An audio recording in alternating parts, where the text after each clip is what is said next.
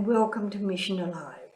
Welcome to Mission Alive in this time of pandemic, when we are all suffering so much from the limitations that are put on us from pandemic, from COVID-19. Many of us, all of us I suppose, have been struck by lockdown. We've just come out of 4 months of lockdown. So for those 4 months, I haven't been able to go and visit my sister, who lives in a lovely little villa with her husband. It's attached to a nursing home. So I know they've been looked over well, after well, they've been cared for. But there's just the loneliness. So every day I have called her on the phone. And for many weeks when I called her, I said, "Hello, my love, how are you?" "Oh, I am bored." "Haven't you got your puzzle books?" I would ask her. "Yes, but I've done those this morning." "Haven't you got the newspaper to read?" "Oh, already I've read it from cover to cover," she would say. And I would then try to make conversation. "I'm bored." That's what she'd say every morning. Then one morning I said to her, "When I look out my window, I see lovely green trees and they're moving." And she said, "Oh, I can see green trees too. I can see green trees out this side and I can see a little green tree out this side. I can see them moving." So after that, every time when I rang her, I said to her, "What are the trees doing?" And the trees were either moving, tearing in the wind. Or she'd say to me, "Oh, the wee trees are just dancing lightly." Or she'd say to me, "There's not a leaf moving on the trees. They are all so still. They're so still on this side, and my little tree on this side, it too is so still."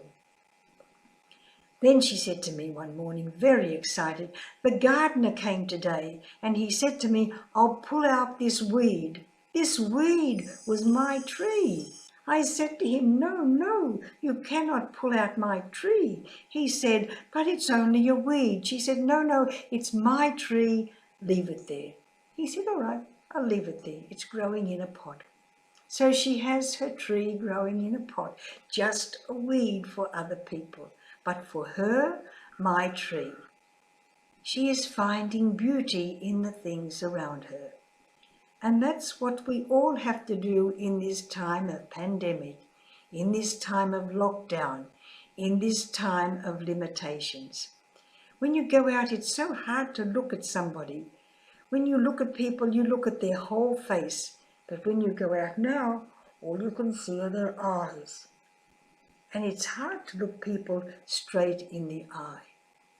We can't see whether they're smiling. We can't see whether they're happy or sad. Sometimes their eyes tell us. I like looking at the babies because the babies' faces are opened, uncovered, and they can laugh at you. So in this time of pandemic, each one of us has to find our trees.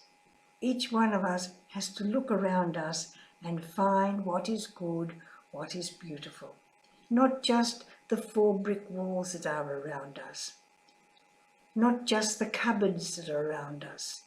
Not just the windows that block out everything, but the windows that are eyes opening onto the world. Look out the windows and what can you see? Stand at the front door and what can you see? People passing, trees moving. What can you see? So in this time of pandemic, it's a special time for finding the positive in our life, for finding the beauty in our lives. And there is so much beauty in our life, in the people and in our surroundings. So wherever you are, look around you now. What can you see that makes you smile? What can you see that makes you say, I can see a tree. I can see children playing. I can see birds flying, like my sister. I can see my tree. Now remember, her tree is only a weed. So your tree doesn't have to be something beautiful. It can be something small. But make sure you look and see the good around you. In this time of pandemic, it is so important to be positive and not negative, to see the beauty, not the dullness, to be cheerful, not to be bored.